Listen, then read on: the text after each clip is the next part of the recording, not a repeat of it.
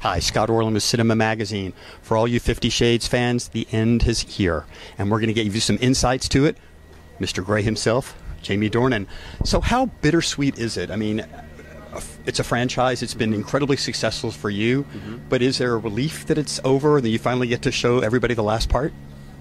I think you're right that it is a bittersweet thing. You know, it's been an incredible journey, but every journey has to end, and you know, we feel that we've been on the same journey as the fans in a way with this, and we've been through so much, Dakota and I, and it's a hard thing because like you've got to see it as just a job, and you move on to the next job. And both Dakota and I have done lots of stuff in between, and lots of stuff coming up, and so you try to just separate it, you know, and just keep it like that's that job over. But if it's a franchise and it goes on for numerous years, it does feel different. It feels like it's something bigger and more special at times. So yeah, there's a relief to sort of, for want of a better term, put it to bed. But also, you know, also it's sad because, you know, they're like family to these people by the end, you know, and you know, saying goodbye to family in a way is always tough. You know, for a lot of people, they look at this, there's a titillation factor, obviously the sexual aspect, but at the core of it is really a love story. It's a relationship about two people who come from two different worlds and somehow or another find a commonality. Yes. Do you feel that sadly it gets lost, you know, that type of story, and what other people kind of want to dwell on?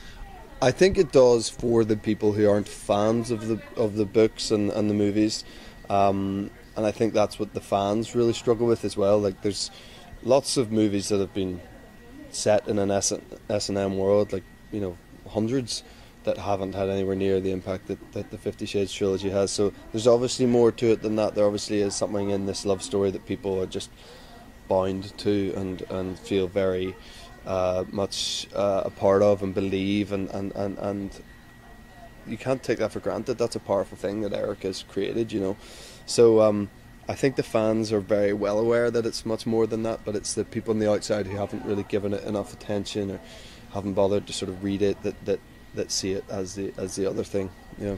And you know, last question for you. Obviously, Christian Grey lives in a very privileged world. Please God, one day you'll get to there. But what opulence does he have in his life that you are envious of? I don't think any of it. I'm a pretty simple dude. I think there's nothing, you know, as long as I've got like a, you know, nice home and a car that works and my family are happy, I don't really sort of need anything. All that stuff with the helicopter and like a fleet of cars and stuff, it's sort of unnecessary, I think. And but you know, if you had that kind of money, you'd probably do the same thing. I'd say so. You know, I'm not. It's whatever. It's fine with me, but I just don't. I've never felt that I wanted that. I'm playing him ever. I've never felt that I would want that kind of wealth. Just doesn't appeal. Well, if you ever do get it, I have a couple of credit cards that if you could make a payment on, I'd be really appreciative. Jamie Dornan, as always, thank you so much. Cheers, Scott. This is Scott Orland. Until next time.